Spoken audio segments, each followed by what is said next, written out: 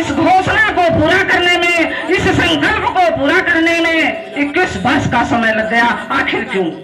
जवाब दीजिए भाइयों, जवाब दीजिए, 21 वर्ष का समय क्यों लग गया? चलिए कोई नहीं, 21 वर्ष का समय इसलिए लग गया क्योंकि बाबा साहब कोई ऐसी मामूली हस्ती नहीं थे।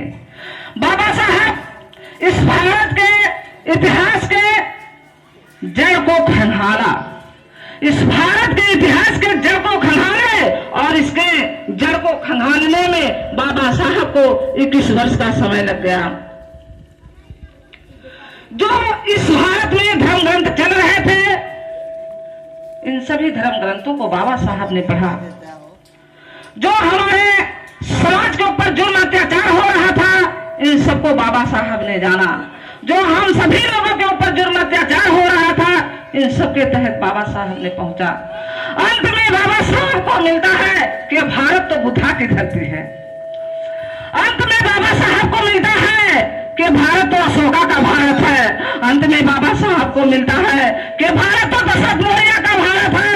ये भारत तो हम सभी लोगों का भारत है। ये भारत तो हमारे पुरखों का भारत है। इस भारत को बाबा साहब वही संकल्प लेते हैं कि इस भारत को अगर ये डॉक्टर भीमराव अम्बेडकर दोबारा अशोका का भारत नहीं बना दिया तो मैं संविधान निर्माता कहलाने के लायक नहीं रहूंगा। बाबा साहब जब इस घोषणा को करते हैं तो मनोवादियों के दिल के अंदर जो धड़कन थी वो धड़कनें बढ़ गई, वो धड़कनें बढ़ गई। किसी को हार्ट अटैक हुआ, इस दुनिया से चले गए। किसी को हार्ट अटैक हुआ, वो दुनिया से, इस दुनिया से चले गए। किसी के पेट में दर्द हुआ और बहुत सारे लोग बीमार पड़ गए। अनेक हाहाकार मच गया इस भारत के अंदर, हाहाकार मचा दिए बाबा साहब। उनकी बात को सुन करके उनके दिल की धड़कन जो है जब बढ़ गई, उन्होंने सोचा कि इस भारत के अंदर जो धर्म ग्रंथ है, पाखंडियों का धर्म ग्रंथ है, इसे डॉक्टर अम्बेडकर नस्ते नाबूद कर देगा। अब इस भारत के अंदर कोई एक दहामन नहीं होगा। अब इस भारत के अंदर महिलाओं को हम नंग व्यवस्था में नहीं कर पाएंगे, महिलाओं की इज्जत को नहीं लूट पाएंगे, यहाँ हमारा पूजा पाठ नहीं चल पाएगा, यहाँ हमारी दुकानें नहीं चल पाएंगी। इसलिए उनके दिल में जो है बहुत तकलीफ हो गई। लेकिन एक तरफ ये मनोवादी मनोवाद व्यवस्था में लगे थे और दूसरी तरफ आपके मसीहा अशोका का भारत बनाने के निर्माण में लगे थे। और बाबा साहब एक ऐसे महान थे इस भारत के अंदर कि उनके छक्के छोड़ा दिए, उनकी हालत खराब कर दिए। ऐसा महान, ऐसा विद्वान, ऐसे संघर्ष करने वालों को मैं, ऐसे संविधान के रचयिता को अपने सर को झुका के सत सत नमन करती हूँ, जिन्होंने इस भारत के इतिहास के जड़ को खंगाला और जड़ को खंगाल करके हम सभी लोगों को बताने का ये काम किया। अगर बाबा साहब इन सारे इतिहासों को, उनके जो है इतिहास को, उनके धर्म ग्रंथों को, उनके पाखंडों को विचार नहीं किए होते, जानकारी नहीं लिए होते, तो हम सबको कोई बताने वाला आज तक ना ही पैदा हुआ है और ना ही पैदा होगा और ना ही कोई पैदा था उस टाइम। बोलिए सही कि नहीं? बोलिए सही कि नहीं? तो हमको आपको बाबा साहब के विचार पे चलना चाहिए, चलना चाहिए। कहाँ चलती हो? कहाँ चला तू? कहूँ चला तू? खाली जब जयंती आई तो डिस्को डांस कर दू अजाना थू बहने। जब जयंती आवत है ना तो हम तुम्हें इतनी सुंदर साड़ी निकाली थे कि सबसे सुंदर हम ही लागी। बोला सही है कि ना? बुराई ना करते बहनों, खाल चाल लिया घबरा नहीं। अब अपन मोर के ले जब तैयार खाल चाल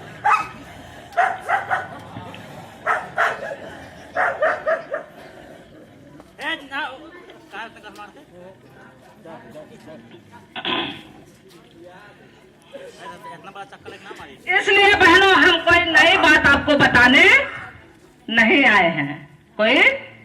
ये कोई नई बात है, ये कोई नई बात नहीं है ना। लेकिन हमारे कहने से आज आप लोगों को नया लग रहा है। क्यों? क्योंकि साल में एक बार आपको सुनने का मौका मिलता है जब वही जयंती आता है। बोलिए।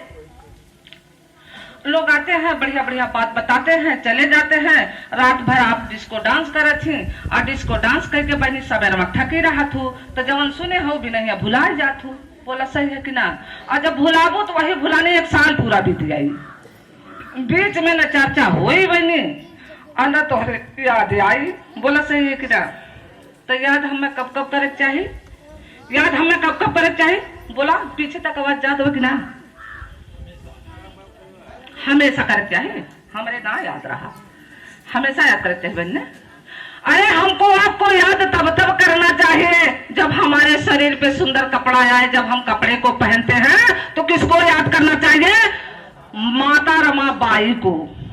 अभी हम बताते हैं क्यों।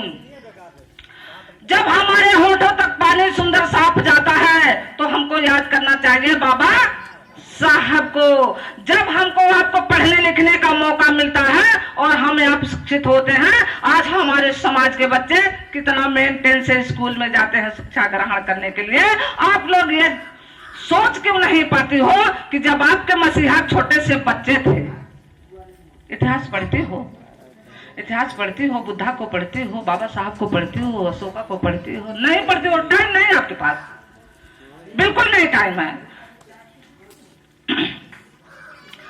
जब महापुरुषों का इतिहास आप लोग पढ़ेंगे तो उनके बारे में अगर जानने की कोशिश करेंगे तो जरूर जानेंगे, और जब जानेंगे तब मानेंगे, जब मानेंगे तो बच्चों को बताएंगे। जब बच्चे वो संस्कार पाएंगे तो वो बच्चे आगे अपने साथी और संगति को, छोटे छोटे बच्चे जब खेल खिलौना खेलते हैं तो उसी में जब गाली सीखते हैं तो गाली देते हैं, जब अच्छी बातें करते हैं तो अच्छी बातें सुनते हैं तो अच्छी बातें करते हैं। बोले सही है कि नहीं?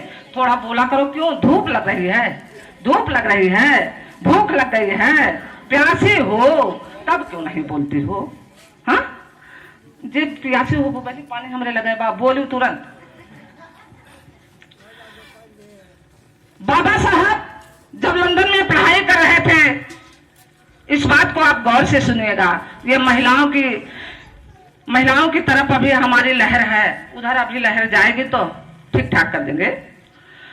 बाबा साहब जब लंदन में पढ़ाई कर रहे थे तो बाबा साहब अपने घर से जो पैसा लेकर गए, उस पैसे से बाबा साहब को बुक खरीदने की बहुत जरूरत पड़ गई।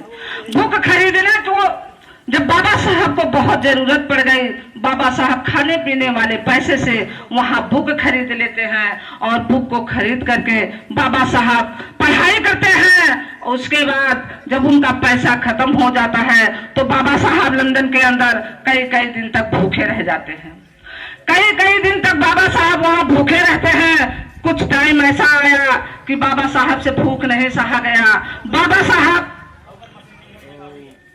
गिलास में पानी लेते हैं और ब्रेड खरीद करके लाते हैं। वो ऐसा ब्रेड था जिसमें कोहे लग जाता था। समझ रही हो? कोई फफूंदी समझती हो? आपको खाना पड़ेगा, खाओगी? नहीं खाओगी, खाना तो पड़ेगा अब, ये जान लो। आज हम आएंगे सतर्क करने आपको। अब तो खाना पड़ेगा, बहुत बढ़िया बढ़िया बनी, दाल चावल सब्जी रोटी पूरी पकौड़ी खात हूँ, लेकिन अब बंद हो जाएगी, घबराओ न। ध्यान से सुनो बहनी। अच्छा बहनी बतिया समझ पाओ तो? उर्दू तो ना बोलत है ना। बाबा साहब तो कुछ टाइम ऐसा आया कि कुछ भी खाने के लिए नहीं मिला। लंदन के अंदर भूखे पेट थे और जाते हैं एक दुकान से ब्रेड खरीद कर लाते हैं, ठंडे पानी के गिलास में उसको सुखाते हैं और भिगो करके खाते हैं और किसी तरीके से अपनी भूख को बाबा साहब शांत कर लेते हैं।